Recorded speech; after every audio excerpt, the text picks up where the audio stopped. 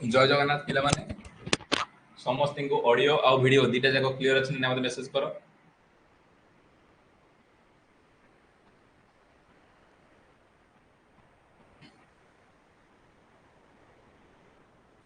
समस्त को ऑडियो आ वीडियो दीटा जाक क्लियर अछि ना मते मेसेज करो।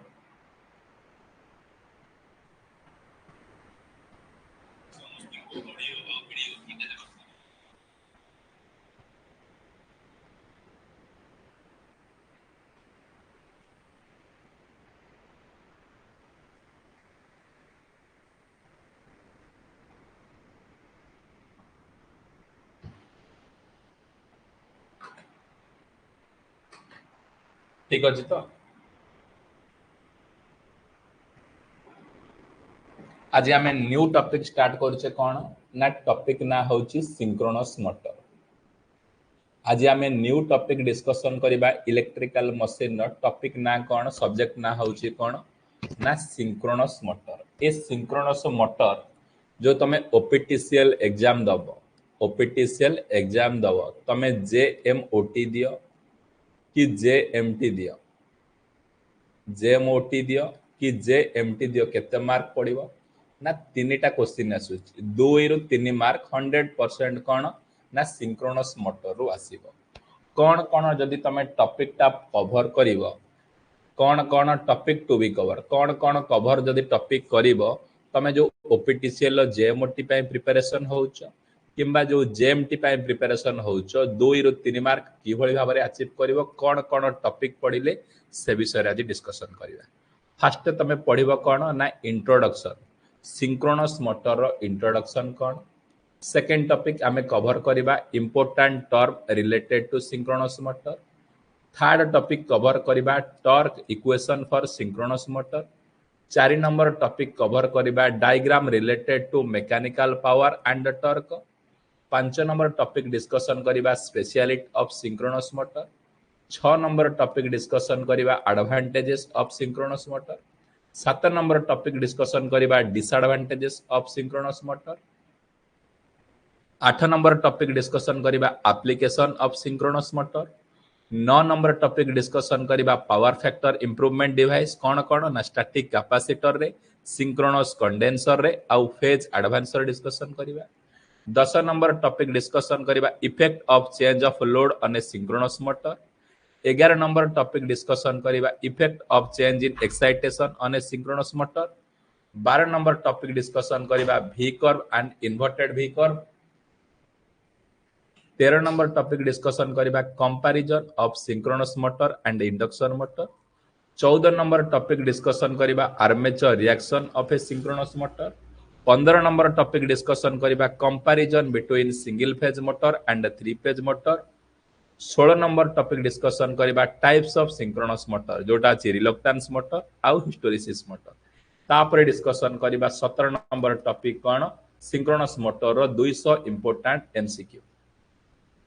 एई 17टा टॉपिक जे कंप्लीट करि देबो सी ओपीटीसीएल जेएमओटी दो कि जेएमटी दो केते मार्क पाइबो ना 2 रु 3 मार्क कोन 100% अचीव करिबो। समस्ते मते चार्ट सेक्शन ने मेसेज करो सर सिलेबस क्लियर जदी चार्ट सेक्शन ने यस लेखो तापरे आमे प्रोसीड करिबा सिंक्रोनस मोटर रो इंट्रोडक्शन पार्ट।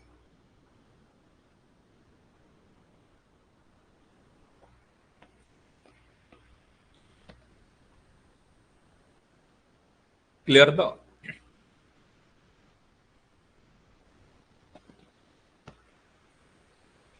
Very good. देखो introduction synchronous motor row first point होची कोन ना इंट्रोडक्शन कोन कहिला the alternating current motor which run at synchronous speed all condition is called as कौन ना synchronous motor। synchronous speed कौन कहिला ये synchronous motor कहा को कहिबा कौन कहिला द अल्टरनेटिंग करंट मोटर गोटे एसी करंट रो motor run at synchronous speed जदि गोटे एसी मोटरटा रन करूची synchronous speed in all condition माने कौन आइदर नो लोड नहले फुल लोड नहले हाफ लोड नहले any type of load synchronous motor आमे कहा को कहिबा ना जो मोटरटा कन्स्टांट स्पीड रे बुलुची बा रन करूची सिंक्रोनस स्पीड रे एट ऑल कंडीशन सबु कंडीशन ने जदि गोटे मोटरटा गोटाए स्पीड रे बुलुची जहार ना होची सिंक्रोनस स्पीड ताकू आमे कहूचे synchronous motor by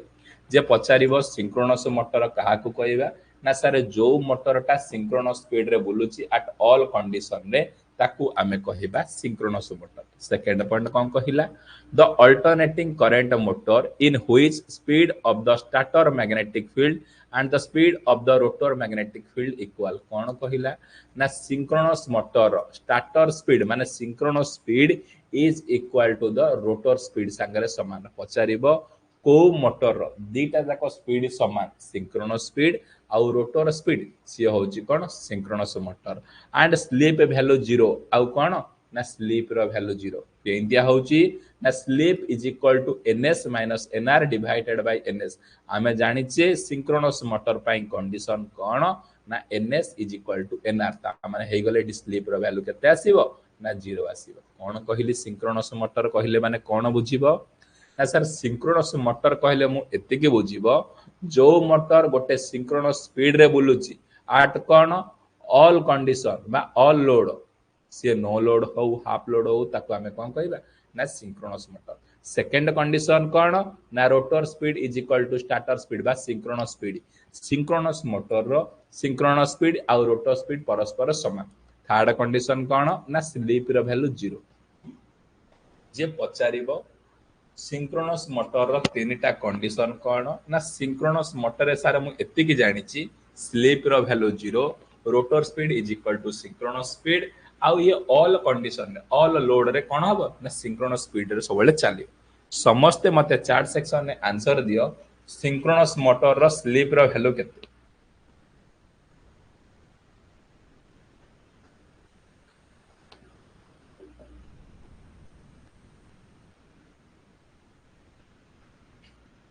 synchronous motor row slip रो वैल्यू केते excellent next question synchronous speed रे ns माने सिंक्रोनस स्पीड ता का को स्पीड सहित समान गोटे सिंक्रोनस मोटर रे सिंक्रोनस स्पीड ता आउ को स्पीड सहित समान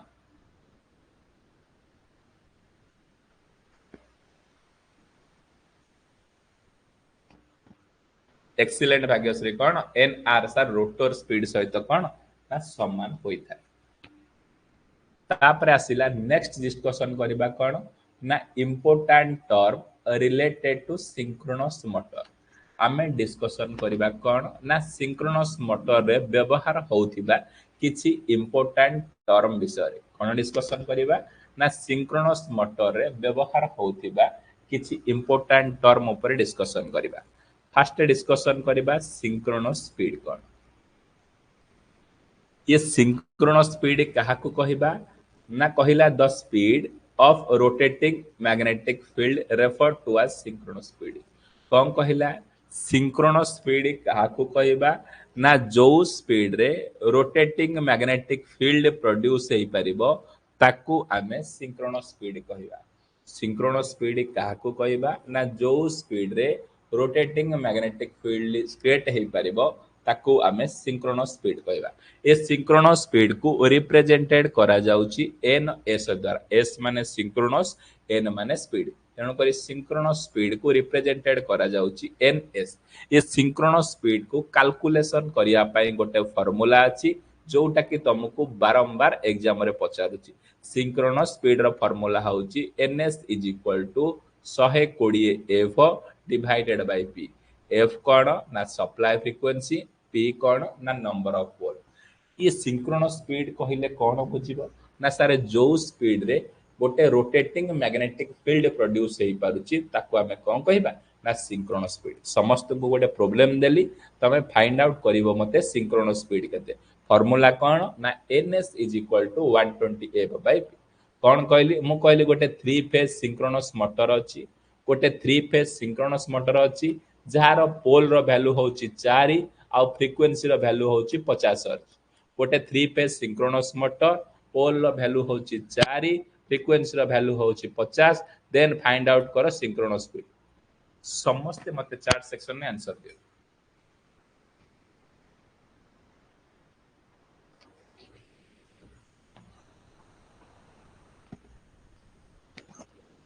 आउ कहार आंसर नहीं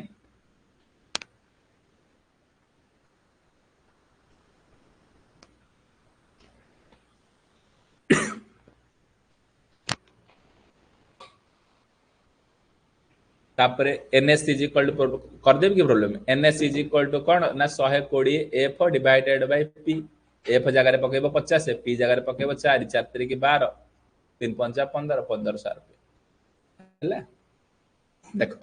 तापरे आसिला हंटिंग हंटिंग कहा को कहिबा हंटिंग कहिला the oscillation occurring in the rotor of a synchronous motor at running condition कौन कहिला हंटिंग कहा को कहिबा ना oscillation occurring in the rotor of a synchronous motor at running condition is called as कौन कहिला हंटिंग कहा को कहिबा ना जेते बेले गोटे सिंक्रोनस मोटर और रनिंग कंडीशन रे ओसिलेशन प्रोड्यूस करूची ताकू आमे कौन कहिबा ना हंटिंग बोली कहिबा हंटिंग माने कौन ना जेते बेले गोटे सिंक्रोनस मोटर रोटर टा रनिंग कंडीशन ने किछि ओसिलेशन बा किछि वाइब्रेशन जो प्रोड्यूस करूची से ओसिलेशन बा वाइब्रेशन को आमे हंटिंग कहिता बुझिलो हंटिंग माने कौन ना गोटे सिंक्रोनस मोटर रनिंग समय रे रोटर रे जो ओसिलेशन प्रोड्यूस करूची ताकू आमे कौन हंटिंग कहिता क्वेश्चन कौन पचारुची ए गोटा को पचारुची कॉज ऑफ हंटिंग जो रोटर रे हंटिंग प्रोड्यूस होउची तार कारण कौन कौन पाई हमको कौन रोटर रे हंटिंग प्रोड्यूस होउची प्रथम कारण कौन ना सडन चेंज इन लोड जदि गोटे सिंक्रोनस मोटर रे हठात किनी लोड रो परिवर्तन होता है तेबे सेते बेले कौन ना हंटिंग प्रोड्यूस होता है सेकंड पॉइंट कौन कहला ना due to sudden change in field current जदि गोटे सिंक्रोनस मोटर रे हठात किनी जदि फील्ड करंट रो परिवर्तन हुए तेबेले हंटिंग मध्य प्रोड्यूस हो तीन नंबर पॉइंट कौन कहला due to cyclic variation of load torque जदि लोड टॉर्क रो किछि साइकिल पॉजिटिव हाफ साइकिल हो कि नेगेटिव हाफ साइकिल हो किछि वेरिएशन देखैला तबेले हमर हंटिंग इफेक्ट प्रोड्यूस हो कौन कहली हंटिंग आमर कौन पाई प्रोड्यूस होउची सारे लोड रो परिवर्तन हेले सडन किनी हठात किनी लोड रो परिवर्तन हेले सडन किनी जदि फील्ड करंट रो परिवर्तन हेले आ साइक्लिक वेरिएशन अनुसार लोड टॉर्क रो मध्य परिवर्तन हेले हमर हंटिंग प्रोड्यूस होउची समस्त मते चार्ट सेक्शन में आंसर दियो कॉज ऑफ हंटिंग रो गोटे गोटे रीजन मते कहि दियो हंटिंग रो कारण कौन कौन पाई हंटिंग लोड परिवर्तन फील्ड करंट परिवर्तन कि लोड टॉर्क रो परिवर्तन तीनटा जाक समस्त मते गोटे गोटे कौन कॉज ऑफ हंटिंग रो आंसर दियो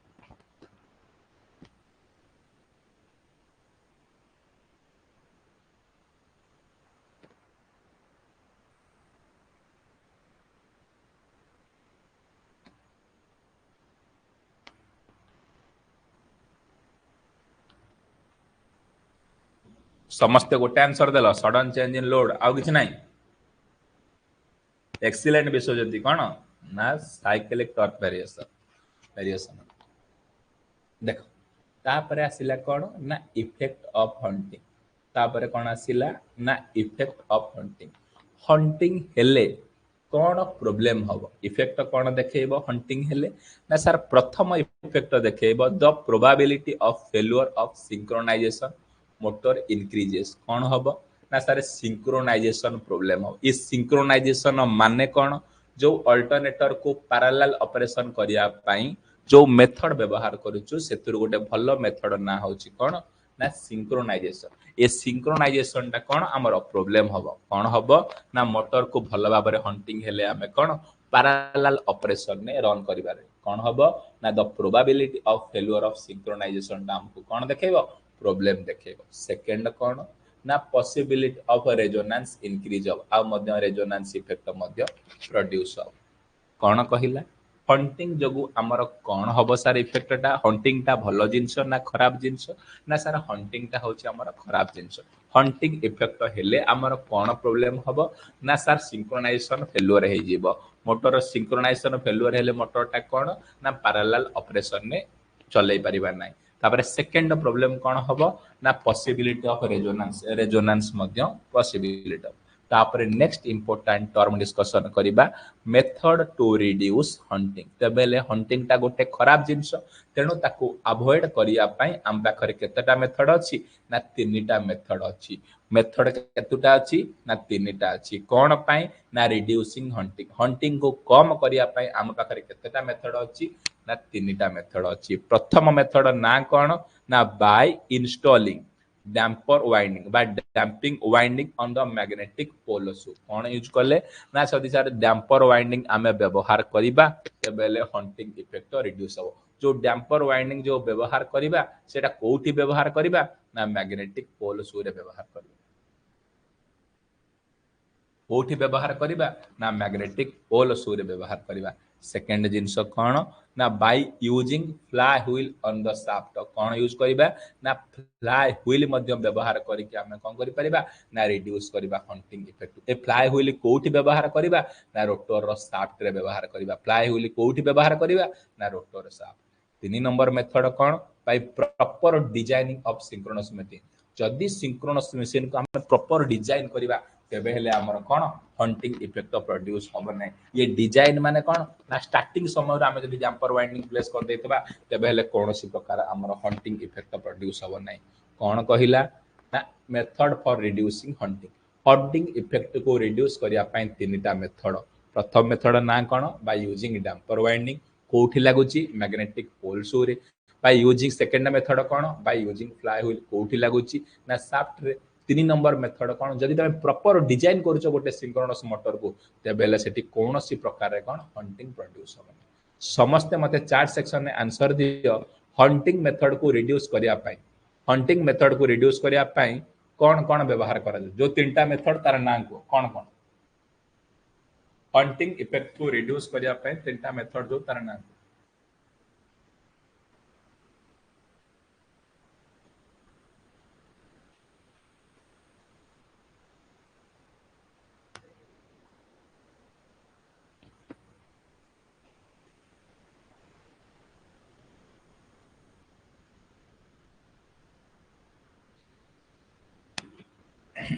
वेरी गुड आ समस्ते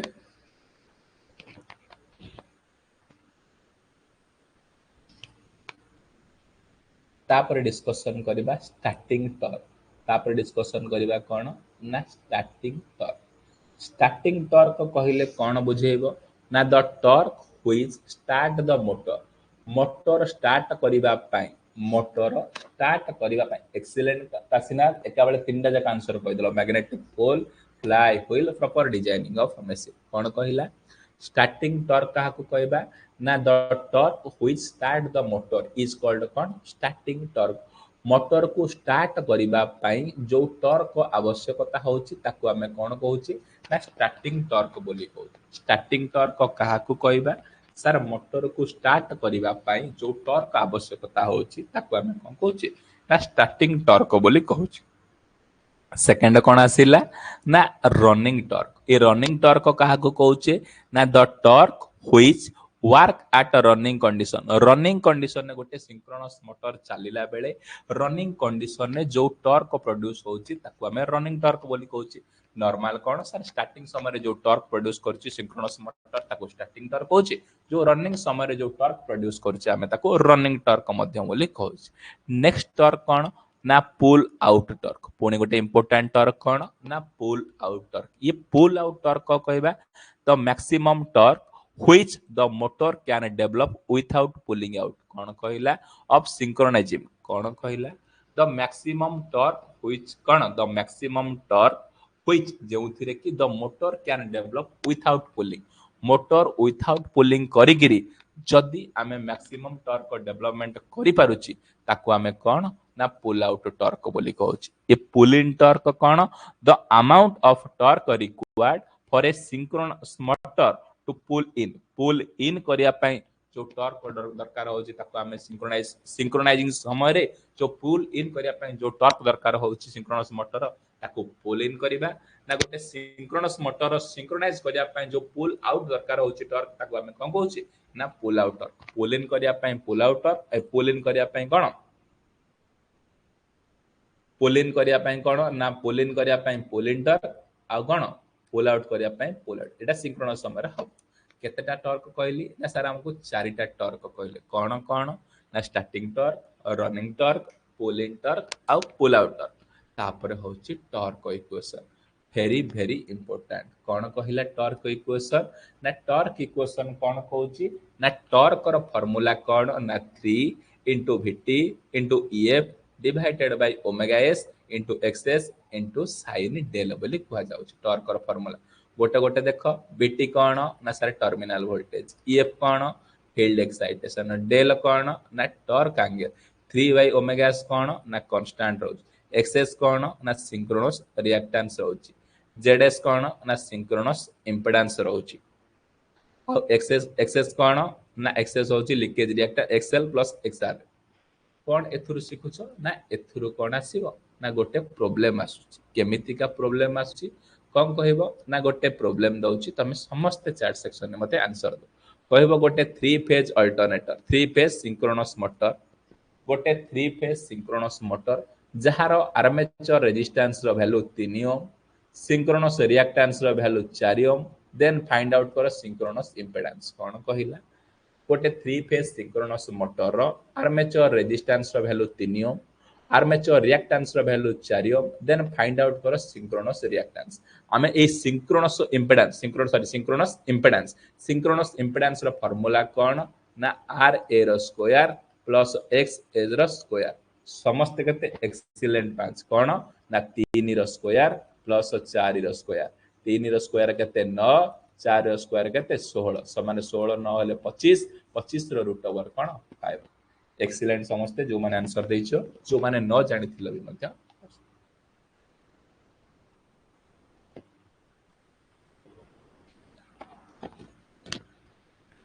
तापर आसिला डायग्राम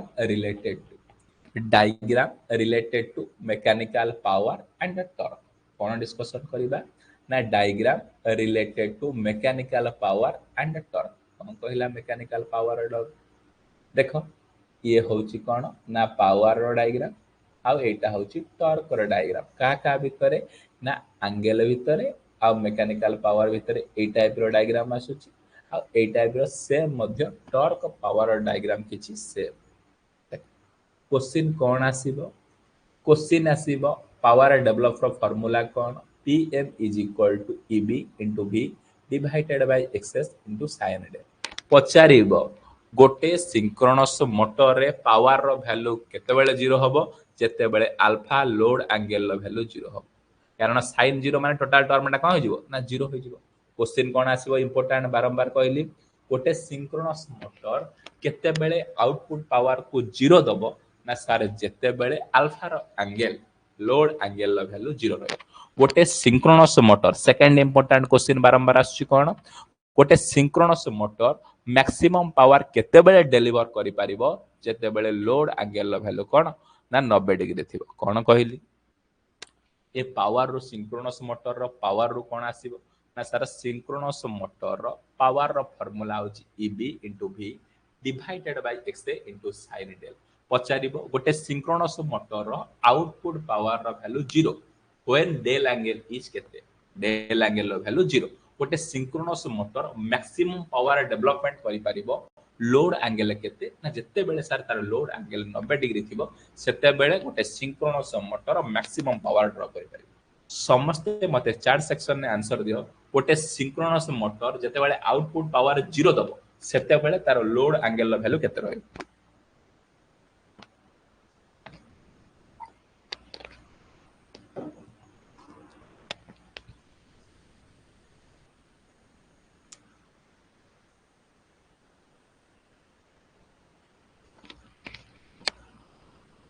एक्सीलेंट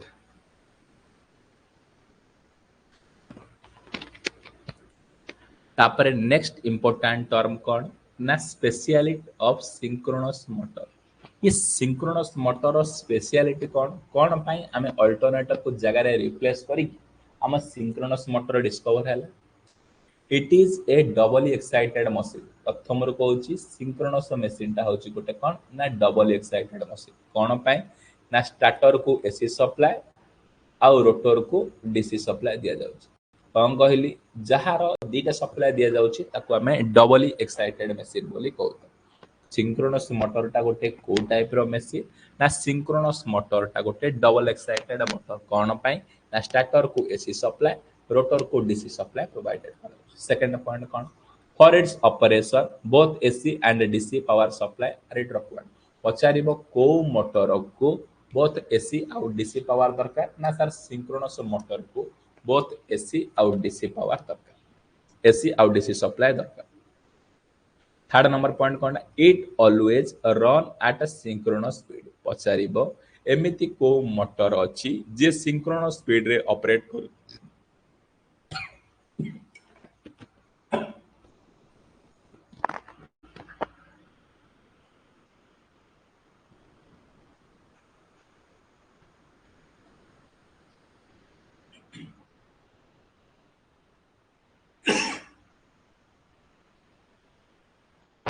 जोड़े मन पकेलानी देख इट ऑलवेज रन एट कौन ना सिंक्रोनस स्पीड पचारिबो एमिति को मोटर अछि जे सिंक्रोनस स्पीड रे ऑपरेट करि परिबो ना सिंक्रोनस मोटर सिंक्रोनस स्पीड रे ऑपरेट करि परिबो आउ अल्टरनेटर मध्य सिंक्रोनस स्पीड रे ऑपरेट करिबो which is proportional to the frequency कौन कहिला ना सिंक्रोनस स्पीड कहा सहित प्रोपोर्शनल ना सिंक्रोनस स्पीड टा फ्रीक्वेंसी सहित प्रोपोर्शनल कौन कहली सिंक्रोनस स्पीड कहा सहित प्रोपोर्शनल ना फ्रीक्वेंसी सहित समस्ते मते गोटे क्वेश्चन आंसर दबो मु कहली गोटे सिंक्रोनस मोटर जेते बेले एनएस होची 3000 आरपीएम एनएस होची 3000 आरपीएम फ्रीक्वेंसी रो वैल्यू देला 50 हर्ट्ज मु कहली फ्रीक्वेंसी को बढ़े कि मु 100 हर्ट्ज कर देली तबेले सिंक्रोनस स्पीड रो वैल्यू केते हो मु कहली गोटे सिंक्रोनस मोटर रो सिंक्रोनस स्पीड होची 3000 RPM 850 hertz frequency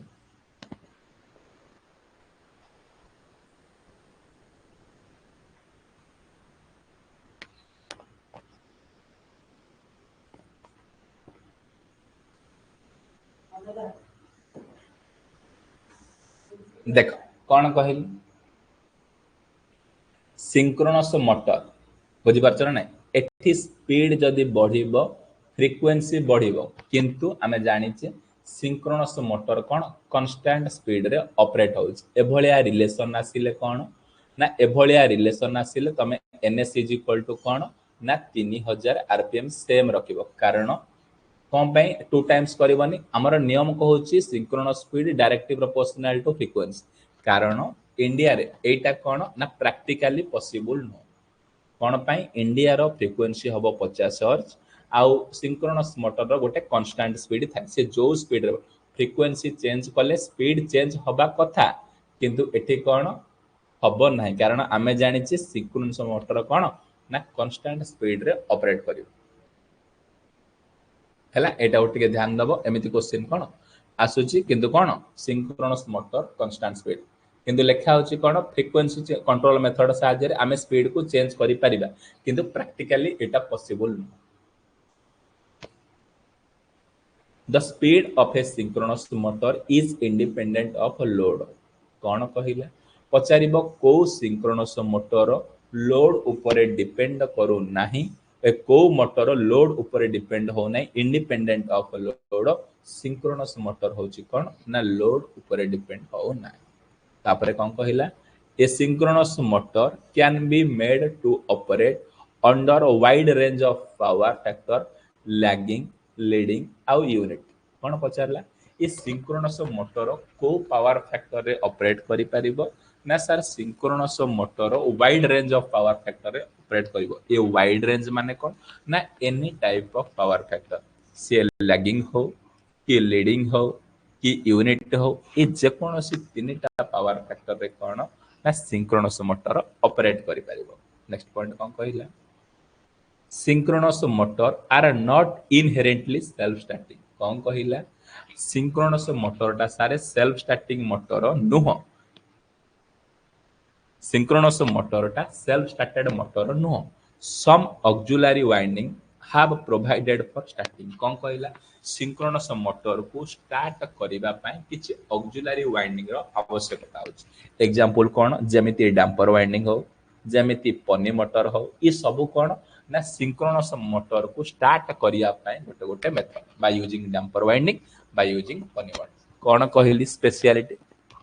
synchronous motor रो भलो गुण कोन सर सिंक्रोनस मोटर गोटे डबल एक्साइटेड मशीन तार सिंक्रोनस मोटर एसी आउ डीसी दुईटा पावर रे चलुच सर सिंक्रोनस मोटर गोटे कांस्टेंट स्पीड रे चलुच जहार ना होची synchronous speed sir synchronous motor load ऊपर डिपेंड करू नाही sir synchronous motor lagging power factor leading power factor unit power factor रे चलुची सर सिंक्रोनस मोटरटा सेल्फ स्टार्टिंग नुह ताको सेल्फ स्टार्ट करिया पे ऑक्सिलरी वाइंडिंग रा आवश्यकता पड़ुची जाके डैम्पर वाइंडिंग किंबा पनी मोटर सहायता रे हम सिंक्रोनस मोटर को स्टार्ट करते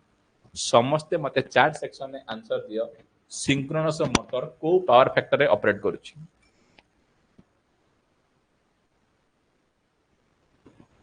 डैम्पर वाइंडिंग लागू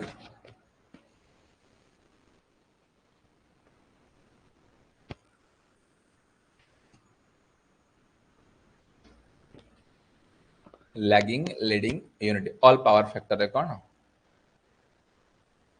डैम्पर वाइंडिंग माने कहली पोल फेस रे लागुची हला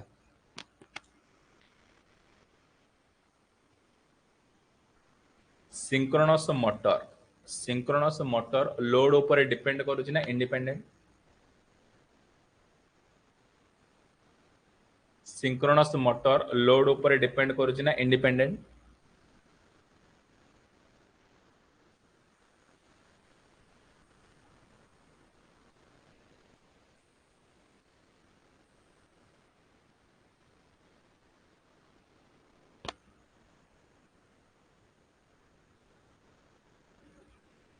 synchronous motor next question synchronous motor रे सेल्फ स्टार्ट करिया पई कोन व्यवहार करा जाउची को मोटर सिंक्रोनस मोटर को सेल्फ स्टार्ट करिया पई गोटे छोटिया मोटर व्यवहार करा जा ना ना कोन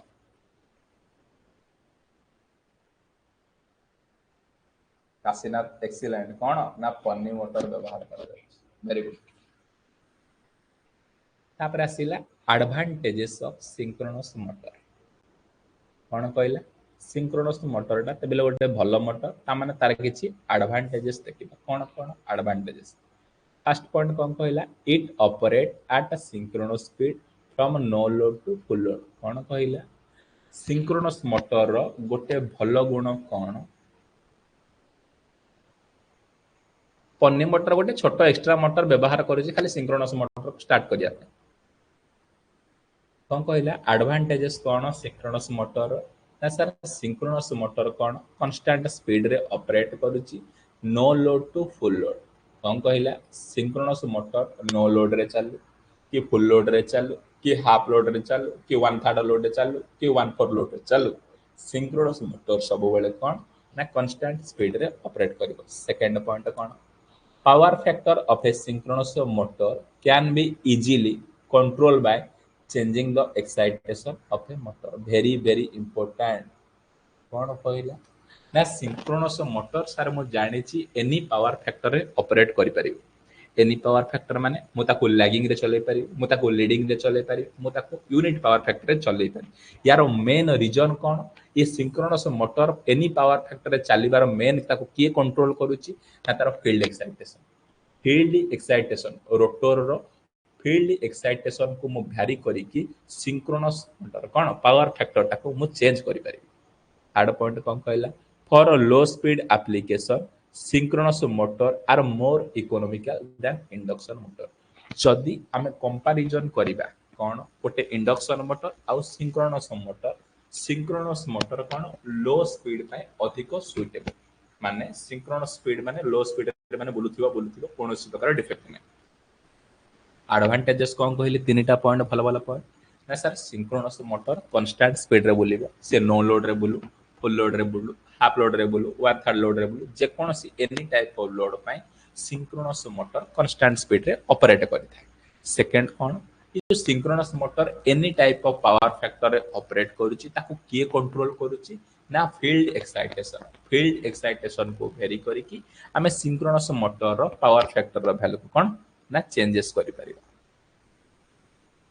थर्ड पॉइंट कौन कहले लो स्पीड जदि आमे कंपैरिजन करिबा लो स्पीड रे इंडक्शन मोटर बेस्ट ना synchronous motor best low speed application by synchronous motor होची बेस्ट। समस्ते मते चैट सेक्शन में आंसर दियो गोटे सिंक्रोनस मोटर रो पावर फैक्टर को कंट्रोल करिया पई मते कहा को कंट्रोल करिया पड़ियो।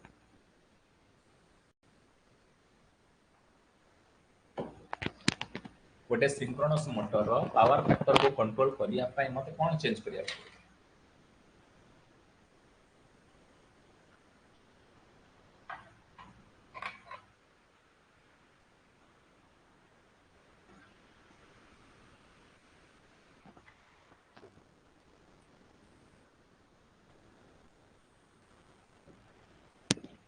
फील्ड एक्साइटेशन नो परिवर्तन करिया पड़ियो।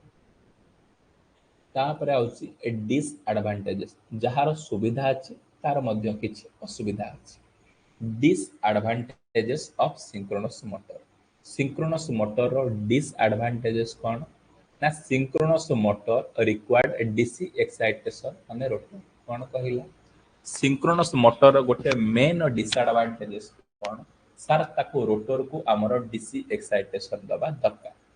रोटर को कौन दबा ना डीसी एक्साइटेशन दबा आम पे गोटे प्रोब्लेम रा समस्या।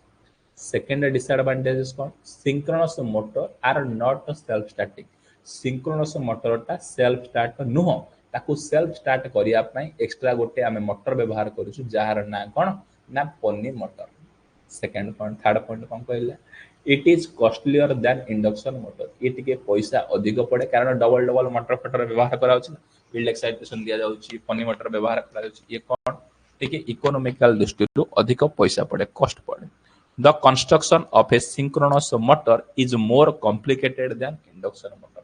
जदि कंस्ट्रक्शन देखा जाए सिंक्रोनस मोटर कॉम्प्लिकेटेड ना इंडक्शन मोटर कॉम्प्लिकेटेड ना सिंक्रोनस मोटर ता होछि कॉम्प्लिकेटेड। केतुटा डिसएडवांटेजेस कहली मो सिंक्रोनस मोटर सारे चारिटा डिसएडवांटेजेस कहली प्रथमे कोन रोटर को डीसी एक्साइटेशन दिया सेटा सर कॉम्प्लिकेटेड करूची हम एटा सेल्फ स्टार्ट मोटर नुह ताको स्टार्ट करिया पय पन्नी मोटर व्यवहार करूची एटा गोटे कॉम्प्लिकेटेड सर एटा टिके कॉस्ट अधिक हो जदि कंपैरिजन करिया कोन इंडक्शन मोटर ठो आ यार टिके कॉम्प्लिकेटेड कोन टिके कॉस्टली आ कंस्ट्रक्शन टिके कॉम्प्लिकेटेड। समस्ते मते चार्ट सेक्शन में गोटे गोटे एग्जांपल आंसर दियो डिसएडवांटेजेस ऑफ सिंक्रोनस मोटर गोटे गोटे advantage disadvantage.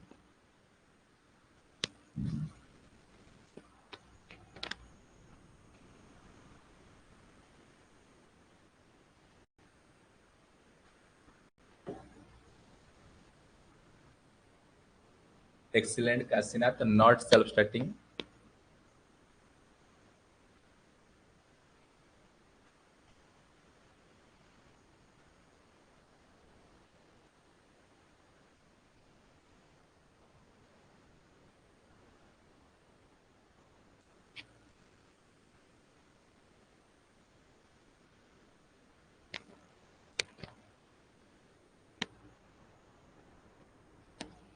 Very good. Next. तापर आसिला एप्लीकेशन ऑफ सिंक्रोनस मोटर ये सिंक्रोनस मोटर को कोठी व्यवहार करा जाउछि तार एप्लीकेशन। फर्स्ट पॉइंट कोन कहला an over excited synchronous motor can be used to improve overall power factor of the plant while carrying a rated load कौन कहला synchronous motor कौन पाई व्यवहार करा जाउछि ना पावर फैक्टर को कौन करिया पाई इंप्रूव करिया पाई वेरी वेरी इंपोर्टेंट बारंबार एग्जाम रे पचारुछि ए क्वेश्चन ता कौन कहला सिंक्रोनस मोटर को आमे कौन पाई व्यवहार करिथाउ जे तुमको गोटे वर्ड रे पचारिबो तमे डायरेक्ट कौन कहबो ना पावर फैक्टर इंप्रूवमेंट पाई आमे सिंक्रोनस मोटर को साधारणतः व्यवहार करिथाउ। सेकंड पॉइंट कौन it is use in clock out timing device पचारिबो क्लॉक आउट टाइमिंग डिवाइस पाई को मोटर को आमे प्रिफर करिथाउ ना सिंक्रोनस मोटर आउ कौन ना इंडस्ट्रियल ऑटोमेशन पाई हो कंप्रेसर पाई हो पंप पाई हो पावर जनरेशन पाई हो रोबोटिक्स पाई हो बॉल मिल्स पाई हो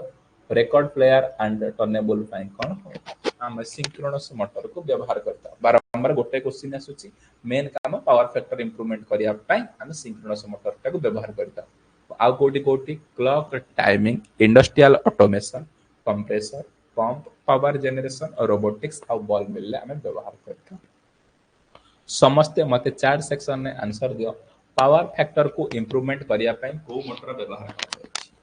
पावर फैक्टर को इंप्रूवमेंट करिया पई को मोटर व्यवहार करा जाउछि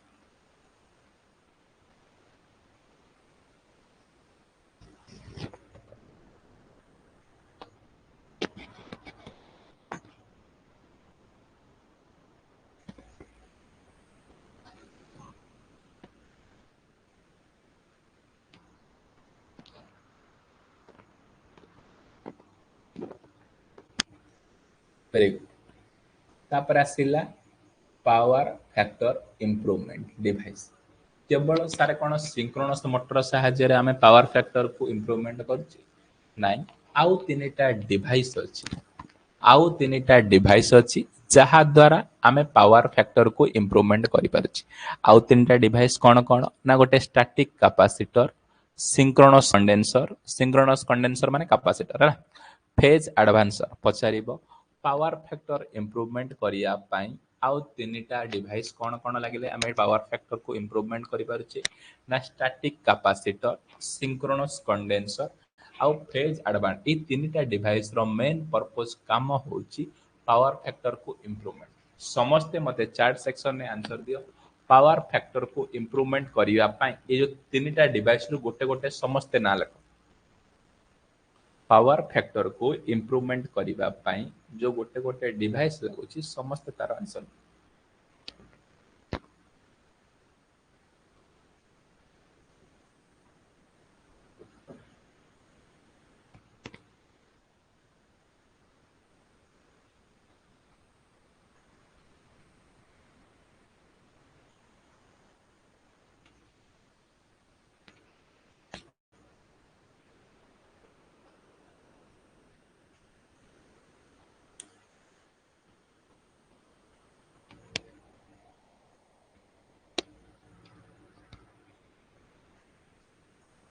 देख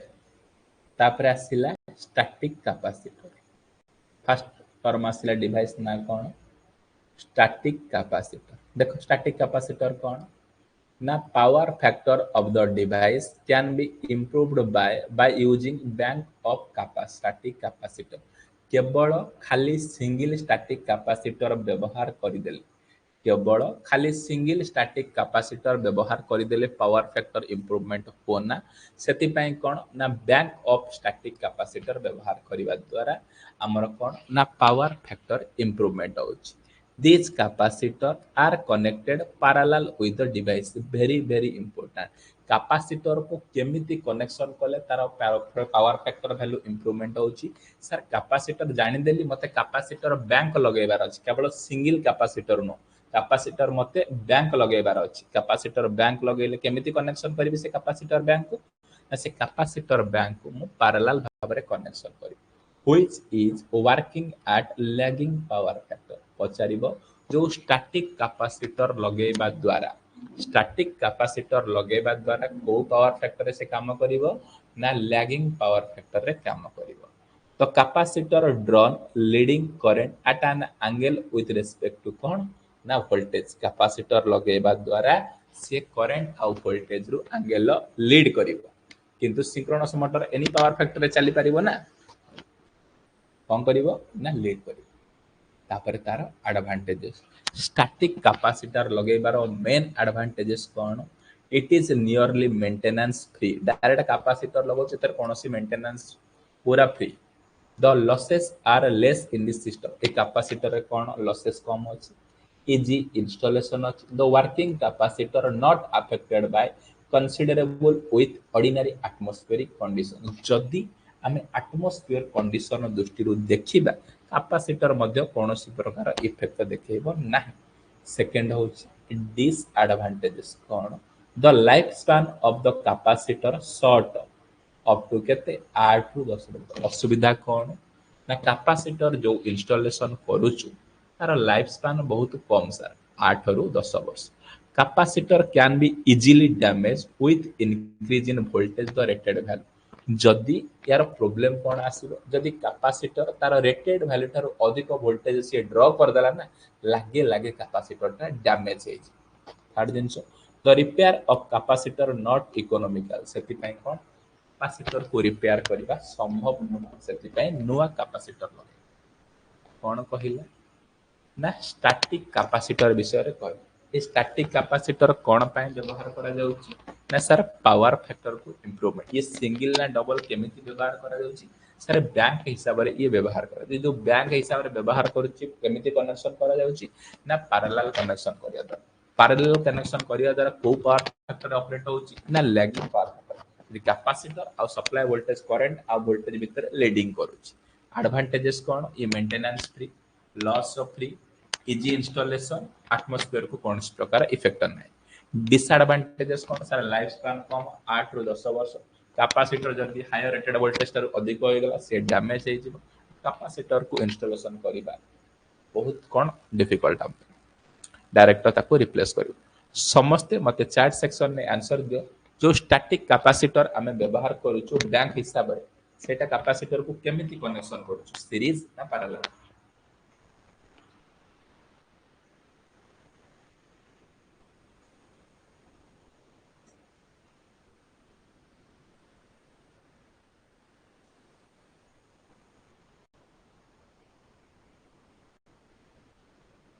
तापर आसिला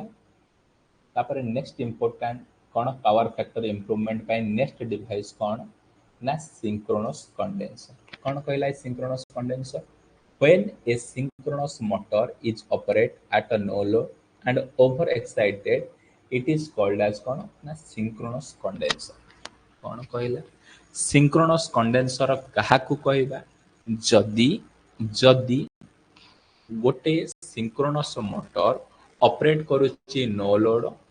एंड एवं ओवर एक्साइटेड कंडीशन ने सेते बेले सिंक्रोनस कंडेंसर कोन सिंक्रोनस मोटरटा सिंक्रोनस कंडेंसर भलिया काम करियो सिंक्रोनस कंडेंसर काहा को कहबा सिंक्रोनस मोटर सिंक्रोनस कोन कंडेंसर बोलता कहउछ कोन कहिला सिंक्रोनस मोटरटा जदी नो लोड रे एवं कोन ओवर एक्साइटेड कंडीशन ने ऑपरेट करूची ताको हमें सिंक्रोनस कंडेंसर बोली कहउछ एडवांटेजेस कौन सिंक्रोनस कंडेंसर ना हाई रिलायबिलिटी रहिबो it is not affected bye harmonic synchronous condenser कौन सी हार्मोनिक को इफेक्ट करिवो नाही required low maintenance long life span fault can easily remove synchronous motor fault टाको इजीली रिमूव करि परिबा life span भलो low maintenance harmonic प्रति effect नाही high reliability किंतु असुविधा कौन सिंक्रोनस कंडेंसर कौन पाए व्यवहार करा गला नै डिसएडवांटेजेस कौन ड्यू टू हाई कॉस्ट गोटे synchronous motor power factor improvement करिया पाए लगेबो जदी cost high it is most used in large power factor जो जगह रे लार्ज पावर दरकार से जगह रे हमें दरकार ये नॉइज प्रोड्यूस करिवो ये नॉइज प्रोड्यूस करिवो and auxiliary device is needed for operation synchronous motor has no starting torque जो जगह रे कोन हमर ऑक्सिलरी डिवाइस व्यवहार करा जाउची जो जगह रे स्टार्टिंग टॉर्क नाही ऑक्सिलरी भाबरे कोन से मध्य व्यवहार करा जाउची हार्मोनिक कोन जो वाइब्रेशन प्रोड्यूस होची जे कोनसी मशीन ने ताको कहबा हार्मोनिक अनवांटेड सिग्नल कोन कहिला ना सिंक्रोनस कंडेंसर ये सिंक्रोनस कंडेंसर अनुसार कोन बुझुची जदि गोटे सिंक्रोनस मोटर नो लोड एवं ओवर एक्साइटेड कंडीशन में गति करे ताको सिंक्रोनस कंडेंसर कहउछन यार भलो गुण रिलायबिलिटी भलो हार्मोनिक को इफेक्ट करिवो नाही low maintenance long life span fault easily remove होई पारे डिसएडवांटेज कॉस्ट अधिक नॉइज प्रोड्यूस करिवो कहिलो सिंक्रोनस कंडेंसर रे सिंक्रोनस मोटर को मोड रे ऑपरेट करूची ओवर एक्साइटेड ना अंडर एक्साइटेड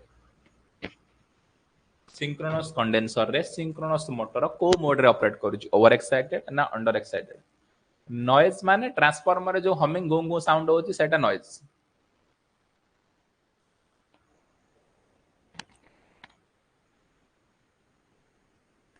तापर आसिला फेज एडवांसर कोन आसिला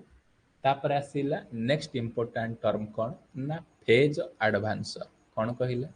ना it is a simple AC exciter phase advancer को आम कौन कहूचे ना फेज एडवांसर को एसी एक्साइटर बोली कहूचे that connect to the main shaft of the motor पचारिबो फेज एडवांसर कोठी लागे ना रोटर मोटर रो मेन शाफ्ट रे लागी थाए फेज एडवांसर टा गोटे कौन ना गोटे एसी एक्साइटर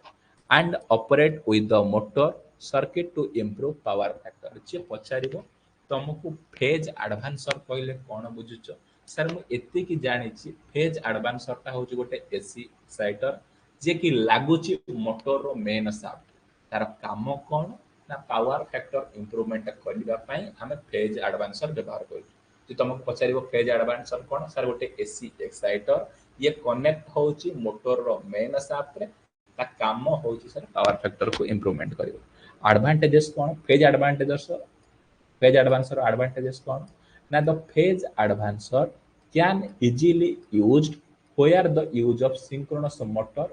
is unacceptable जो थी synchronous motor टा acceptable करी हबो नहीं से जगह रे सस्ता इकोनॉमिकल दृष्टि आम फेज एडवांसर को व्यवहार करता सेकंड पॉइंट कौन sufficiently reduce the lagging var very very important पचार फेज एडवांसर लगेबा द्वारा को भार को रिड्यूस करुची ना लैगिंग भार को रिड्यूस करुची drawn by the motor because of exciting ampere turn कौन से ampere turn present रहो and supply at a low slip frequency supply मध्य करुची कौन slip disadvantages कौन ना it is not economical for motor below कौन 200 ये इकोनॉमिकल थर्ड 200 एचपी कौन कहला फेज एडवांसर ना सर फेज एडवांसर मु एतिकी जिंस शिक्षा को पाउची ना एटा होची गोटे एसी एक्साइटर एटा मोटर रो मेन शाफ्ट रे लागो आ पावर फैक्टर इंप्रूवमेंट पाए एटा अनएक्सेप्टेबल कोन सिंक्रोनस मोटर जगह फेज एडवांसर आजकल व्यवहार कला लैगिंग भार को इंप्रूवमेंट करूची एम्पियर टर्न सते प्रेजेंट रहउची डिसएडवांटेजेस कोन एटा इकोनॉमिकल दृष्टि कोन मोर समस्त मते 4 सेक्शन में आंसर देलो फेज एडवांसर रे को एक्साइटर व्यवहार करा जाउछ डीसी ना एसी एक्साइटर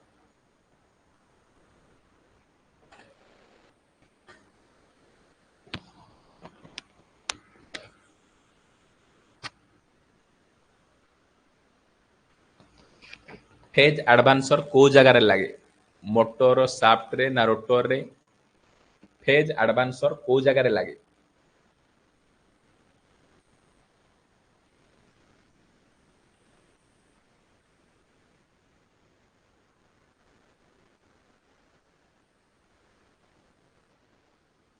वेरी गुड